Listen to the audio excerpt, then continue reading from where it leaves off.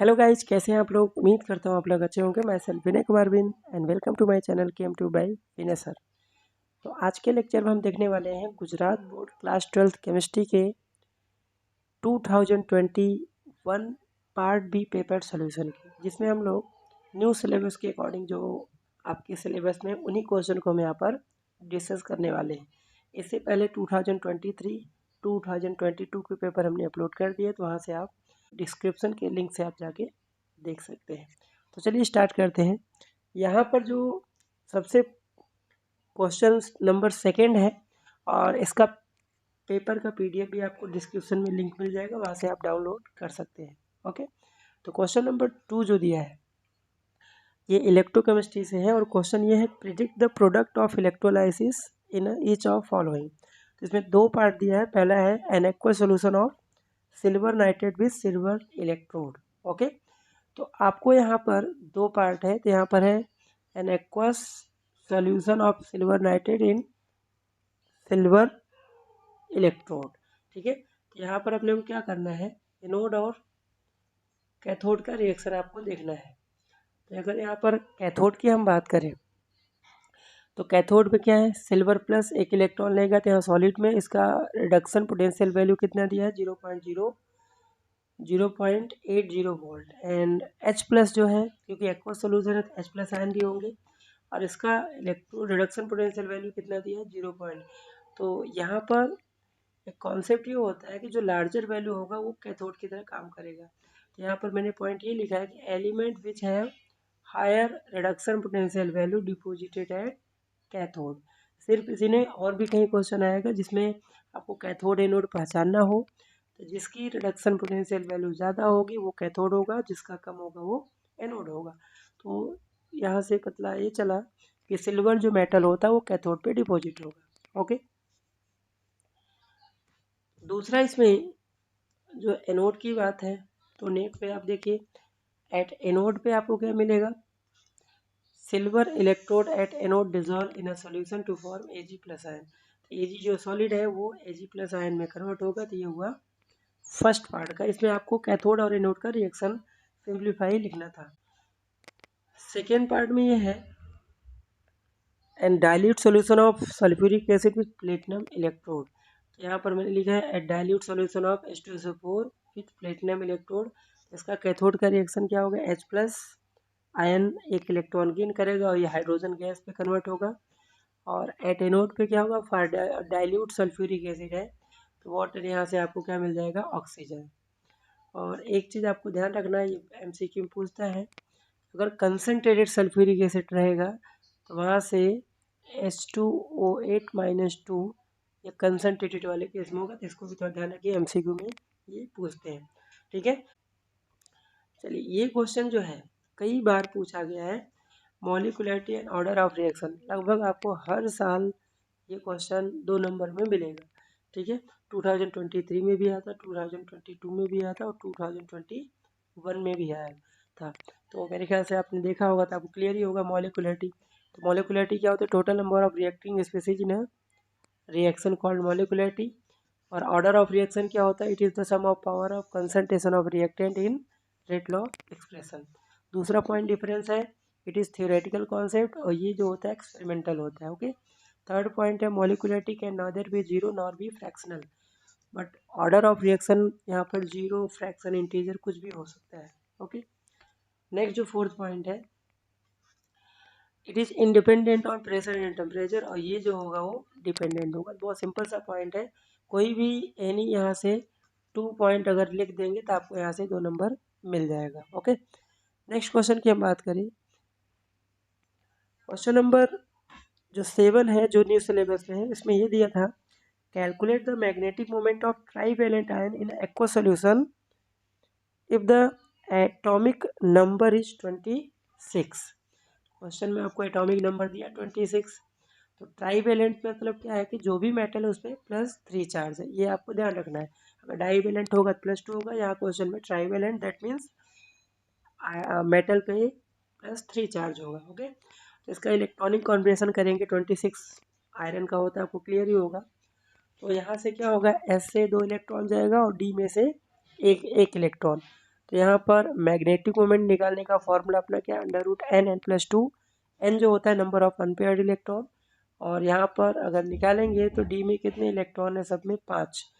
तो हुम्स रूल के अकॉर्डिंग सब में एक एक इलेक्ट्रॉन होगा, total number of unpaired electron आएंगे 5। हमने फॉर्मूले में रखा, √35 बनेगा। इसका मैग्नेटिक मोमेंट जो आएगा 5.9 बोर मैग्नेटॉन। ओके, और सिंपल सा क्वेश्चन था, आप आसानी से कर सकते हैं। आप देख सकते हैं 5.9 9 जो है वो आपका अल्कोहल चैप्टर से है। ठीक है, क्वेश्चन ये है कि write the following conversion in 2 step phenol to salicylic acid. हमें 2 स्टेप में, जैसे क्वेश्चन में दिया 2 स्टेप, तो आपको 2 स्टेप में प्रोडक्ट बनाना है। तो यहाँ से पहला स्टेप ये है, फिनॉल को आप क्या कर दो, सोडियम फिनॉक्साइड में कन्वर्ट कर दीजिए NaOH के साथ रिएक्शन करा के।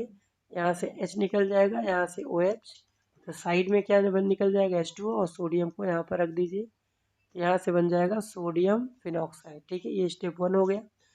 उसके बाद अपने को सोडियम फिनॉक्साइड को CO2 एंड H+ के साथ रिएक्शन करा दीजिए, तो एसिडिक मीडियम में ये फिनॉल बन जाएगा, और CO2 जो कार्बोक्सिलिक जो है वो 1-2 पोजीशन पे है, COOH आएगा।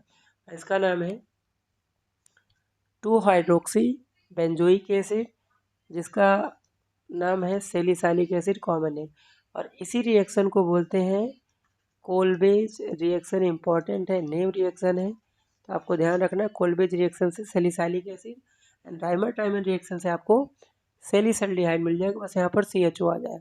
ओके, चलिए आगे बढ़ते हैं। नेक्स्ट जो क्वेश्चन है, question number 10, classify explain the classification of protein on the basis of molecular shape. Molecular shape के बायोमॉलिक्यूल का क्वेश्चन है, 2 नंबर में आया था। तो प्रोटीन को मॉलिकुलर शेप के बेसिस में 2 टाइप है, फाइब्रस प्रोटीन एंड ग्लोबुलर। तो यहाँ पर डिफरेंस ही लिखना है। फाइब्रस प्रोटीन जो होता है polypeptide chain held together by hydrogen and disulphide bond, and globular क्या होता है, polypeptide coiled around two give spherical shape होता है। जो फाइबर लाइक स्ट्रक्चर होता है, यहाँ पर स्फेरिकल शेप होता है। Fibrous protein insoluble in water होता है, और ये क्या होता है, सॉल्युबल इन वाटर होता है। आगे नेक्स्ट जो पॉइंट है, इसके एग्जांपल जो MCQ में पूछता है, केराटिन जो होता है हेयर, वूल एंड सिल्क में प्रेजेंट होता है। मायोसिन जो होता है मसल्स में होते हैं। इंसुलिन एंड एल्बुमिन जो है वो ग्लोबुलर प्रोटीन के एग्जाम्पल है। ओके, नेक्स्ट जो क्वेश्चन है, question number 11, describe Hoffmann bromide degradation reaction. Name reaction है, अमाइन चैप्टर का आपने अमाइंस का प्रिपरेशन देखा होगा, तो वहाँ पर ये आपको मिल जाएगा प्रिपरेशन में। हाफमैन ब्रोमाइड में क्या होता है कि primary amine prepared by treating with amide with bromine in aqua solution of ethanolic solution of NaOH। इसका सिंपल सा रिएक्शन है, ये 3 नंबर में भी आता है, फिलहाल अभी 2 मार्क्स में पूछा है। तो कोई भी आप अमाइड कंपाउंड ले लो, 1 मोल यहाँ पर ब्रोमीन के साथ और 4 मोल यहाँ पर NaOH के साथ। आपको करना क्या है, ये जो CO ग्रुप है वो गायब हो जाएगा, यहाँ से प्राइमरी अमाइन और सोडियम कार्बोनेट 2 मोल NaBr 2 मोल वाटर मॉलिक्यूल। तो कहीं भी हाफमैन ब्रोमाइड डिग्रेडेशन रिएक्शन आएगा तो कॉमन रहेगा, ये जो रिएजेंट जिसके प्रेजेंस बोले ये भी कॉमन नहीं है। ठीक है, तो हमेशा अमाइड से 1 कार्बन कम आपको अमाइन मिलेगा, ये भी नोट करने वाली बात है। अमाइड से 1 कार्बन कम, यहाँ से क्या मिलेगा आपको, अमाइन। ओके, नेक्स्ट चलिए आगे बढ़ते हैं। क्वेश्चन नंबर 12, ये भी बायोमॉलिक्यूल का क्वेश्चन है, दिया है, what happen when D glucose is treated with HI explain with suitable reaction. तो यहाँ से मैं आपको, जो इससे पहले क्वेश्चन हमने डिस्कस किया था वहाँ से भी क्वेश्चन बने हैं। बायोमॉलिक्यूल में जो स्टार्टिंग में ग्लूकोज के 5 रिएक्शन दिए उनको याद करके जाइए। नेक्स्ट आपके आने वाले एग्जाम में भी यहाँ से MCQ या थ्योरेटिकल क्वेश्चन बन सकते हैं। तो यहाँ पर when D glucose treated with HI to form hexane बनाता है, और HI के साथ हीट करेंगे तो यहाँ से आपका N हेक्सेन बने। N मतलब होता है नॉर्मल चेन, मतलब इसमें कोई ब्रांच नहीं, स्ट्रेट चेन है हेक्सेन का। ओके, तो ये हुए सेक्शन A के जितने भी आपके न्यू सिलेबस में थे ये क्वेश्चन, है ना। तो चलिए देखते हैं क्या क्वेश्चन था। Write the next equation and calculate the potential of following cell. यहाँ पर एक आपको रिएक्शन दिया है और यहाँ पर दोनों मैग्नीशियम एंड कॉपर मेटल का रिडक्शन पोटेंशियल वैल्यू दिया है। तो सबसे पहले आप नस्ट इक्वेशन कैसे लिखते हैं? नस्ट इक्वेशन मतलब ई सेल, इसी को हम ई एम एफ भी बोल सकते हैं, equal to E naught cell होता है -0.059 अपॉन एन होता है। और यहाँ पर जो एन की वैल्यू होगी, मैग्नीशियम 2 इलेक्ट्रॉन लूज कर रहा है, कॉपर 2 इलेक्ट्रॉन गेन कर रहा है, तो एन की वैल्यू हो जाएगी 2 लॉग एनोड का कंसंट्रेशन डिवाइड बाई कैथोड। तो एनोड यहाँ पर क्या है, मैग्नीशियम आयन है, वो कैथोड कौन है, Cu+2 है। तो यहाँ से नस्ट इक्वेशन आपने लिख लिया। अब यहाँ पर देखिए गिवन में आपको इन दोनों मेटल का रिडक्शन पोटेंशियल वैल्यू दिया है। तो मैंने आपको इससे पहले क्वेश्चन में बताया था, जो फर्स्ट क्वेश्चन डिस्कस किया था। अब इसमें मेन दिक्कत है कि आप पहचानो कैसे इसमें एनोड कौन होगा, कौन सा कैथोड होगा। तो यहाँ मैंने कॉन्सेप्ट लिखा है कि larger value act as cathode and smaller value act as anode. E naught cell कैसे निकालोगे, E cathode minus E anode. Cathode कौन होगा, कॉपर, क्योंकि इसकी वैल्यू ज़्यादा है, और ये आपका एनोड होगा। तो ई नॉट सेल यहाँ से जो निकालेंगे आ जाएगा 2.7 वोल्ट। नाउ अब नस्ट इक्वेशन हमें ई एम एफ से निकालना है। तो ई नॉट सेल की value 2.27 minus 0.059 upon 2 log M G का कंसनट्रेशन यहाँ पे जो क्वेश्चन में दिया है वो क्या दिया है, वो दिया है यहाँ पर जो क्वेश्चन में दिया है वो दिया है 0.001। तो इसको हम क्या लिख सकते हैं, 10 के पावर -3, और इसको दिया 0.001, तो इसको हम क्या लिख सकते हैं, 10 के पावर -4। इसका लॉग लेना आसान रहेगा, इसलिए हमने इसको कन्वर्ट कर लिया। अब यहाँ पे इसको सिंप्लीफाई करेंगे तो ये 10 बन जाएगा, लॉग 10 की वैल्यू क्या होती है 1, और बाकी तो आप सिंप्लीफाई कर लेंगे। तो यहाँ से जो वैल्यू आ रहा है ई एम एफ या ई सेल 2.67 वोल्ट। ठीक है, एक बार इसको प्रैक्टिस कर लीजिए, इस साल भी आने के इसके चांस हैं। चलिए नेक्स्ट जो क्वेश्चन है वो डी एन एफ ब्लॉक से है। डी एन एफ ब्लॉक में KMnO4 और K2Cr2O7 दोनों का प्रिपरेशन आप करके जाइए। जितने भी एक्सरसाइज में भी इसमें बेस्ड क्वेश्चन है वो भी आप करके जाइए। ये क्वेश्चन भी एक्सरसाइज से क्वेश्चन ये है, describe the preparation of potassium परमैग्नेट, how does the acidified potassium solution react with oxalic acid, write the ionic equation for the reaction। ये सीधा सा एक्सरसाइज का क्वेश्चन है। तो इसमें दो पार्ट है, पहले तो आपको प्रिपरेशन बताना है। प्रिपरेशन ऑफ पोटेशियम परमैंगनेट क्या होता है, KMnO4 जो होता है can be prepared by pyrolusite, MnO2 को कॉमन नेम है पायरोलोसाइट। यहाँ से स्टार्टिंग करते हैं। तो स्टेप 1 में क्या होता है, pyrolusite fused with KOH in presence of oxygen, oxidising agent की तरह काम करता है टू गिव K2MnO4 जिसको बोलते हैं पोटेशियम मैंगनेट। रिएक्शन सिंपल सा, 2 मोल MnO2 और 4 मोल KOH, और यहाँ से ऑक्सीजन यहाँ से हीट करेंगे तो K2MnO4 जो कि ग्रीन कलर का होता है, ये भी MCQ में पूछता है, और 2 मॉलिक्यूल यहाँ से वाटर मॉलिक्यूल आपको मिल जाएगा। सेकेंड जो स्टेप है, आपको जो ग्रीन सब्सटेंस ऑक्सीडाइज करा दो इलेक्ट्रोलाइट के लिए टू गिव पोटेशियम परमैंगनेट। तो यहाँ पर हमने आयनिक लिखा है, जो क्वेश्चन में K2MnO4 लिखा है, इसको अगर आयनाइज करेंगे तो MnO4 -2 आएगा, क्योंकि यहाँ से 2 के प्लस निकल जाए। तो यही यहाँ रिएक्शन दिया है, एसिडिक मीडियम MnO2 और परमैंगनेट आयन मिल जाएगा, और यहाँ से H2O। यहाँ पर स्ट्रक्चर भी इम्पोर्टेंट है, हालांकि पूछा नहीं है, फिर भी मैंने यहाँ बना दिया है। तो ये आपका ऑप्शनल है, एग्जाम में भी लिख सकते हैं या नहीं भी लिख सकते। तो मैग्नेट जो आयन होता है टेट्राहेड्रल होता है, ग्रीन कलर का होता है। यहाँ पे देखिए इसका tetrahedral geometry, Mn central atom है, 2 ऑक्सीजन सिंगल बॉन्ड और बाकी 2 डबल बॉन्ड। तो इसमें MCQ ऐसा भी आ सकता है कि मैग्नेट आयन में कितने सिग्मा बॉन्ड है, कितने पाई बॉन्ड है, तो इसके लिए आपको रेडी रहना है। पर मैग्नेट आयन में पर्पल कलर का होता है, टेट्राहेड्रल ये भी होता है, 1 ऑक्सीजन माइनस और बाकी 3 ऑक्सीजन पे डबल बॉन्डेड होते हैं। एसिडिफाइड जो नेक्स्ट जो पार्ट है, ऑक्सिलिक एसिड के साथ यहाँ पर क्या हो रहा है, acidified KMnO4 oxidise oxalic acid into CO2। यहाँ पर आयनिक रिएक्शन है, आपको देखने को मिल जाएगा NCERT में। 2 मोल MnO4 ऑक्सिलेट आयन और 16H+, यहाँ से MnO2 Mn+2 और 10 मोल CO2 और 8 मोल H2O मिलेगा। ओके, नेक्स्ट जो क्वेश्चन है क्वेश्चन नंबर 18। ठीक है, तो ये आपको जो क्वेश्चन नंबर 18 है, क्वेश्चन ये है write the equation for preparation of one iodobutane. आपको बनाना है 1-आइडोब्यूटेन। अब यहाँ पर स्टार्टिंग जो दिया हुआ है पहला 1-ब्यूटेनॉल, हमें ब्यूटेनॉल से क्या बनाना है, आइडोमीथेन।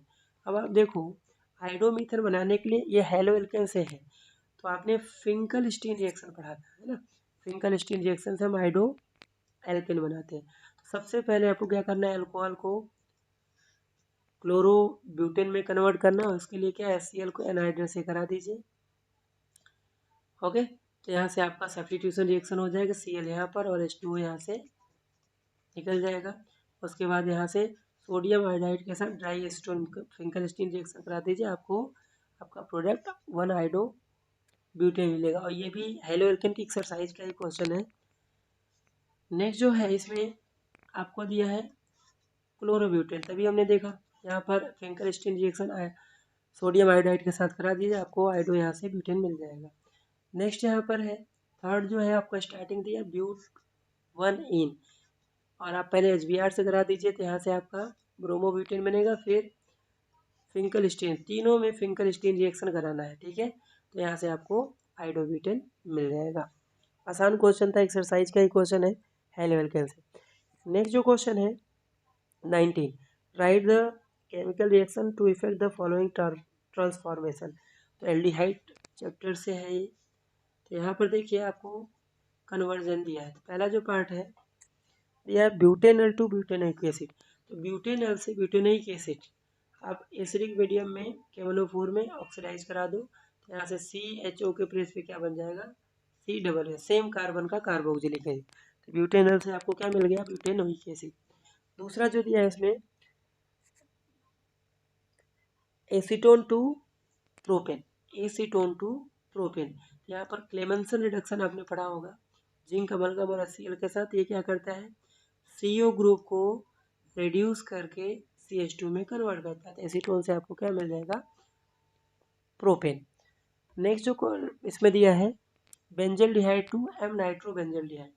तो बेंजल्डिहाइड बेंजीन के ऊपर CHO, यहाँ पर नाइट्रेशन करा दीजिए, और ये जो होता है मेटा डायरेक्टिंग ग्रुप होता है, इसलिए जो नाइट्रो ग्रुप आएगा वो 1,3 मेटा पोजीशन पर आ जाएगा, आपको आपका final product Meta nitro benzaldehyde बन जाएगा। क्वेश्चन नंबर 20,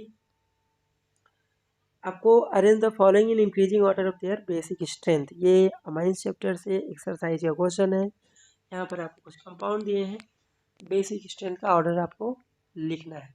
तो एरोमेटिक अमाइंस जो होते हैं एलिफेटिक अमाइन से उनकी बेसिक नेचर कम होता है, क्योंकि यहाँ पर रेजोनेंस होता है। सेकेंडरी अमाइन, ठीक है, उसके बाद आपका एरोमेटिक बेंजीन है, यहाँ पर क्या है NH2 बेंजीन। तो यहाँ पर देखिए 2 मिथाइल ग्रुप है, इसलिए इनकी बेसिसिटी इनसे ज़्यादा है। तो रीज़न वही है, +I group increase the density of electron और नाइट्रोजन एटम, और जिससे क्या क्या होगा, इलेक्ट्रॉन के डोनेट करने की टेंडेंसी बढ़ जाएगी, उसको उतना अच्छा बेस बोलते हैं। सेकेंड जो इसमें है,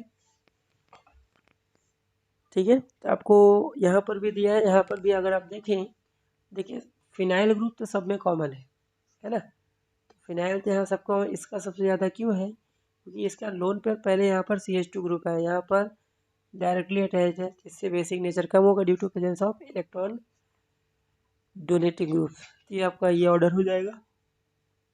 चलिए आगे बढ़ते हैं, क्वेश्चन नंबर 21 क्वेश्चन में right the name of reagent and equation for preparation of following. Ether by Williamson synthesis. Williamson synthesis आपका SN2 मैकेनिज्म फॉलो करता है। तो यहाँ पे देखिए अपने को क्या बनाना है, 1-प्रोपॉक्सी प्रोपेन बनाना है, ठीक है, 1-प्रोपॉक्सी प्रोपेन। तो पहले तो आप जो बनाना है उसका आप स्ट्रक्चर ड्रॉ करो, सबसे सिंपल तरीका है। तो 1-प्रोपॉक्सी प्रोपेन दैट मीन्स जो आप हेलो एल्केन लोगे वो 3 कार्बन को होगा, यहाँ पर क्लोरो या ब्रोमो जो भी ले सकते हैं, और सोडियम प्रोपॉक्साइड लेना है, तो यहाँ से आपका NaBr साइड में निकल जाएगा, ठीक है, और बाकी आपका प्रोडक्ट बन जाएगा। दूसरा आपको बनाना है इथॉक्सी बेंजीन। तो इथॉक्सी बेंजीन है, तो यहाँ पे इथाइल क्लोराइड या ब्रोमाइड ले लीजिए, और सोडियम फिनॉक्साइड, यहाँ से NaBr साइड में, बाकी यहाँ से लगा दीजिए, इथॉक्सी बेंजीन आपको मिल जाएगा। नेक्स्ट क्वेश्चन जो थर्ड पार्ट है, थर्ड पार्ट में आपको दिया है 2 मिथॉक्सी 2 मिथाइल प्रोपेन। तो 2 मिथॉक्सी यहाँ पर जो है सोडियम 2 मिथाइल 2 प्रोपोक्साइड या सोडियम टर्ड ब्यूटॉक्साइड भी बोल सकते हैं। सोडियम घटा के यहाँ पर मिथाइल लाना है, तो ब्रोमो मीथेन से रिएक्शन करा दीजिए, आपको फाइनल प्रोडक्ट मिल जाएगा। ये भी अल्कोहल चैप्टर के एक्सरसाइज से है, आप सर्च करेंगे तो क्वेश्चन आपको मिल जाएगा। तो ये हमने डिस्कस किया सेक्शन बी के सारे क्वेश्चन। ओके, तो चलिए आगे बढ़ते हैं सेक्शन सी में। तो सेक्शन सी जो है वो सॉल्यूशन चैप्टर का एग्जाम्पल है और इस क्वेश्चन को बड़े आसानी से आप कर सकते हैं। तो यहाँ पर देखिए क्वेश्चन ये है कि 18 ग्राम ऑफ ग्लूकोज फार्मूला दिया है, it dissolve in 1 kg of water in a saucepan at what temperature will solution boil at 1.013 bar. Kb की वैल्यू आपको दे रखा है वाटर का 0.52 केल्विन kg और कार्बन हाइड्रोजन ऑक्सीजन सबका मॉलिक्यूलर मास दिया है। ओके, तो यहाँ पर Kb दिया, दैट मीन्स आपको एलिवेशन इन बॉइलिंग पॉइंट का कॉन्सेप्ट यहाँ पर लगाना है। सबसे पहले आप W2 जो वेट ऑफ सॉल्यूट है 18 ग्राम, W1 जो दिया है 1 kg, इसको हम ग्राम में कन्वर्ट कर सकते हैं 1000 ग्राम। Kb की वैल्यू आपको दिया हुआ है, तो कॉलिगेटिव प्रॉपर्टी यहाँ पे लगा दीजिए। तो elevation in boiling point delta Tb क्या होता है, आई Kb इंटू मोलरिटी, और मोलरिटी को विभाजन करेंगे तो यहाँ से wait of solute divide by molar mass into mass of solvent, और ऊपर चला जाएगा 1000 ग्राम में हमने लिया। तो वैल्यू रख दीजिए। यहाँ से डेल्टा Tb देखिए, Kb की वैल्यू, आई की वैल्यू यहाँ पर 1 होगा क्योंकि यहाँ पर ग्लूकोज दिया है, तो ग्लूकोज का आई की वैल्यू जो होता है 1 ही होता है, तो आप लिखे नहीं लिखे कोई फर्क नहीं पड़ेगा। तो Kb की वैल्यू 0.52, W2 दिया है 1000, W1 आपको दिया है, और मॉलिकुलर मास ग्लूकोज का 180 आप याद रखिए। तो यहाँ से डेल्टा Tb की वैल्यू है 0.052। अब हमें निकालना क्या है, इसमें मेन चीज़ ये है, कभी भी आपको अगर वाटर दिया हो तो वाटर जो है प्योर सॉल्वेंट है, और प्योर सॉल्वेंट के बॉइलिंग पॉइंट को Tb नॉट से डिनोट करते हैं। तो अपने को निकालना है सॉल्यूशन का बॉइलिंग पॉइंट। तो Tb इक्वल टू क्या, इधर जाएगा तो ये प्लस हो जाएगा, और यहाँ से डेल्टा Tb आपने निकाल लिया है। वाटर का बॉइलिंग पॉइंट कभी नहीं देगा, इसका याद रखना पड़ेगा 3.373.15 केल्विन। ओके, प्लस कर दीजिए आपको आंसर मिल जाएगा। Boiling point of solution 373.202 kelvin, आपको यहाँ से 2 नंबर मिल जाएगा। ओके, नेक्स्ट जो क्वेश्चन है वो है ऑस्मोटिक प्रेशर, ये भी कॉलिगेटिव प्रॉपर्टी है। क्वेश्चन ये है 200 centimetre cube of aqua solution of protein contain 1.26 gram of protein. The osmotic pressure of such solution at 300 kelvin found to be 2.57 into 10⁻³ bar. Calculate the molar mass of protein. तो volume आपको दिया है 200 centimetre cube, weight of solute आपका 1.26 ग्राम, पाई की value question में दिया है, are की वैल्यू आपको बार में ध्यान रखना 0.083, टेम्परेचर दिया हुआ है। सीधा सा पाई इक्वल टू CRT, सी को ओपन करोगे W2 RT upon M2 volume of solution. हमें M2 निकालना तो उसको आप एक साइड कर लीजिए, बाकी सब वैल्यू दिया है रख दीजिए, आपको आंसर मिल जाएगा, और यहाँ से इसी के साथ आपको 2 मार्क्स में मिल जाएगा। ओके, चलिए आगे बढ़ते हैं। क्वेश्चन नंबर 23, ठीक है। तो 23 में क्या दिया है, ड्यूरिंग न्यूक्लियर फ्यूजन, ये केमिकल काइनेटिक्स का एक्सरसाइज का क्वेश्चन है। During nuclear explosion, one of the product strontium with half-life 28.1 year. If 1 microgram of strontium was absorbed in the bones of the newly born baby state of calcium, how much of will remain after 10 year and 60 year not if not lost metabolically? Okay, exercise question है, मैंने IMP question आपको इस chapter के बता दिए हैं। Board में कौन से आएंगे आप जाके प्ले लिस्ट में वहाँ से देख सकते हैं। Chemical kinetics most IMP question जो बोर्ड में बन सकते हैं। तो चलिए, टी हाफ दिया, सबसे पहले आप क्या करोगे, रेड कॉन्स्टेंट की वैल्यू निकालिए। इनिशियल कंसंट्रेशन 1 ग्राम दिया है। अब हमें निकालना है दो चीज़, एक तो 10 ईयर के बाद उसकी बॉडी में स्ट्रॉन्सियम कितना रहेगा, और 60 ईयर के बाद, तो दोनों को अलग अलग कैलकुलेट कर लीजिए। Amount of strontium remain after 10 year. Okay, तो यहाँ से फर्स्ट ऑर्डर अगर आपने पढ़ा है तो आपको ये फॉर्मूला पता होना चाहिए, टाइम इक्वल टू 2.303 अपॉन के log initial concentration upon final. हमें आर की वैल्यू ही निकालना है यहाँ पर। तो टाइम 10 ईयर दिया है 2.303 और के की वैल्यू आपको यहाँ से निकाला था, इसको यहाँ रख दीजिए। और आपको देखिए आर की वैल्यू निकल, इसको एक साथ रखिए, बाकी सबको आप एक साइड कर दीजिए, है ना। इसको सिंप्लीफाई कर लेंगे हम। इसको यहाँ पर एक लॉग की प्रॉपर्टी लगा सकते हैं, लॉग एक्स अपॉन वाई है, तो हम इसको लिख सकते हैं log X minus log Y. ठीक है, यही प्रॉपर्टी हमने यहाँ पर लगाया। देखिए लॉग 1 माइनस लॉग आर। ठीक है, अब यहाँ से हमें देखिए लॉग 1 की वैल्यू होती है 0। ओके, अब इसको आप सिंप्लीफाई करेंगे तो लॉग आर अपने निकालना है, बाकी सबको एक साइड कर लीजिए। यहाँ पर जो वैल्यू आएगा लॉग आर की वैल्यू आएगा माइनस 0.1071। आर निकालेंगे तो इधर एंटी लॉग में बन जाएगा, तो एंटी लॉग इसकी वैल्यू निकाल लीजिए। एंटी लॉग का स्टेप आपको पता होना चाहिए। ठीक है, स्टेप मैं बता दूं। सबसे पहला जो स्टेप होता है स्टेप 1, राइट द नंबर। जिसका भी आपको लॉग निकालना है वो नंबर लिखिए अपने सिंपल कैलकुलेटर में। स्टेप 2 ये होता है जो भी है उसमें डिवाइड कर दिए 2.7695 से डिवाइड कर दिए। उसके बाद क्या करना है, स्टेप 3 में -1 कर दीजिए। और स्टेप जो 4 होता है उसमें 19 टाइम इंटू इक्वल टू को प्रेस करिए। 19 टाइम मतलब इंटू इक्वल टू, ये एक बार हुआ, इसी तरह से 19 टाइम आपको करना है। तो यहाँ से इसका जो वैल्यू आएगा आर की वैल्यू 0.7814 माइक्रोग्राम। तो amount of strontium left after 10 year, देखिए 1 ग्राम स्टार्टिंग में था, 10 साल बाद उसकी बॉडी में 0.7814 माइक्रोग्राम स्ट्रॉन्शियम 90 बचा रहेगा। अब हमें सेम में 60 ईयर बाद निकालना है कि भाई जब 60 ईयर का होगा फर्क कितना होगा। तो यहाँ पर टाइम बस चेंज होगा, टाइम 60 ले लेंगे, सेम कैलकुलेशन वैसे ही करेंगे। आप आर की वैल्यू निकालेंगे तो यहाँ से आपका 0.02278 माइक्रोग्राम आएगा। तो 60 साल बाद उसकी बॉडी में जो रहेगा स्ट्रॉन्शियम 0.2278 माइक्रोग्राम होगा। ओके, इसके एक्सप्लेनेशन एक्सरसाइज के मैंने यूट्यूब पे अपलोड किए, तो वहाँ से भी आप केमिकल काइनेटिक्स में प्लेलिस्ट में जाके देख सकते हैं। चलिए क्वेश्चन नंबर 25। क्वेश्चन नंबर 25 जो है वो आपका है कोऑर्डिनेशन कंपाउंड से। Write down the IUPAC name and following complex and calculate their magnetic moment. Okay, तो चलिए दो कंपाउंड दिया है यहाँ पर, है ना। तो दो कंपाउंड में अगर हम बात करें, सबसे पहले जो फर्स्ट दिया है आपका कंपाउंड ये है जो दिया है क्वेश्चन में, इसका आईपीएसी नेम क्या होगा, पोटेशियम ऑक्सलेटो कोबाल्ट थर्ड।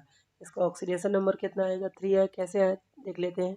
पोटेशियम का 1 होता है, 3 हुआ। कोबाल्ट का निकालना है, एक्स मान लीजिए।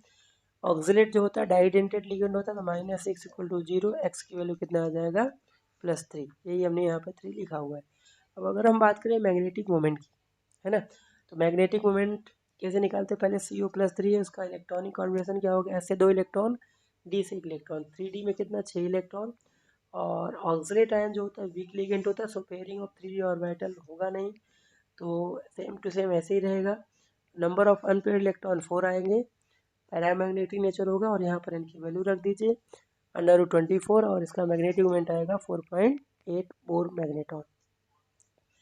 सिमिलरली जो नेक्स्ट क्वेश्चन पार्ट है इसमें सेकेंड पार्ट, सीजियम FeCl4 लिखा है, इसका आईपीएसी नेम क्या होगा, सीजियम टेट्राक्लोराइडो फेरेट थर्ड, क्योंकि ये निगेटिव कॉम्प्लेक्स, दैट मीन्स यहाँ पर फेरेट लिखेंगे। मैग्नेटिक मोमेंट की बात करें तो यहाँ पर Fe+3 है, और डी में कितने 5 होंगे, और Cl- जो होता है वीक लिगेंड होता है, पेयरिंग यहाँ पर भी नहीं होने वाला, है ना। तो डी में 5 इलेक्ट्रॉन, एन की वैल्यू कितनी आएगी 5 रख दीजिए, आपको √35 मिलेगा, और इसका मैग्नेटिक मोमेंट आ जाएगा 5.9। Okay, question number 26। Question number 26 जो है वो आपका अमाइन कंपाउंड से है ना। तो यहाँ पर आपको एक रिएक्शन दिया हुआ है, उसको कन्वर्ट करना है, give the structure of A and B following reaction. तो पहला जो पार्ट है आपको ब्रोमोइथेन दिया है। सबसे पहले केसीएंस रिएक्शन, तो यहाँ पर एक्सचेंज ऑफर चलेगा, ठीक है। इस तरह से CN आ जाएगा, प्रोपेनाइट्राइल बनाएगा। और डबल H जो होता है वाटर, ये एक रिड्यूसिंग एजेंट होते हैं। इसका पूरा नाम क्या होगा? Di iso butyl aluminium hydride, ठीक है। टेबल ये रिड्यूसिंग एजेंट, और ये क्या करेगा? CN को CHO में कन्वर्ट कर देगा। यहाँ पर ए जो कंपाउंड है वो प्रोपेनाइट्राइल है, एंड बी जो है वो है प्रोपेनल। इसका स्ट्रक्चर भी ड्रॉ कर सकते हैं। तो ये आपका क्वेश्चन था। क्वेश्चन नंबर 2 जो था, इसमें जो सेकंड पार्ट था वो नाइट्रोबेंजीन है। ये Fe और HCl या फिर यहाँ पर SN भी हो सकता है, वो रिड्यूसिंग एजेंट है। ये नाइट्रो ग्रुप को रिड्यूस कर देगा किसमें? NH2 में। और यहाँ पर एसिटिक एनहाइड्राइड पायरिडीन, यहाँ से क्या करना है? या COCH3 को एक हाइड्रोजन हटा के यहाँ पर जोड़ देना है। तो एसिटेन आयोडीन होगा, और यहाँ पर एस्टिक एसिड आपका साइड प्रोडक्ट होगा। तो ए एंड बी जो मिल रहा है, ए जो है एनिलीन कंपाउंड है और बी जो है एसिटेनिलीडी है, ये कंपाउंड है। ओके, लास्ट जो क्वेश्चन है न्यू सिलेबस के अकॉर्डिंग, जो लास्ट क्वेश्चन है, इसमें देखिए आपको बोला है explain Lucas test and Cannizzaro reaction. Name reaction है। तो लुकास टेस्ट क्या होता है ना? लुकास टेस्ट होता है, Lucas test is used for detection of category of primary, secondary and tertiary alcohol को डिटेक्ट करने के लिए यूज करते हैं। तो इसमें using solution of anhydrous zinc chloride ZnCl2 and concentrated hydrochloric acid, इसको लुकास रिएजेंट बोलते हैं। यहाँ मैंने लिख दिया है, ध्यान रखिए आप लोग। और इसमें क्या होता है, कैसे आप डिटेक्ट करेंगे?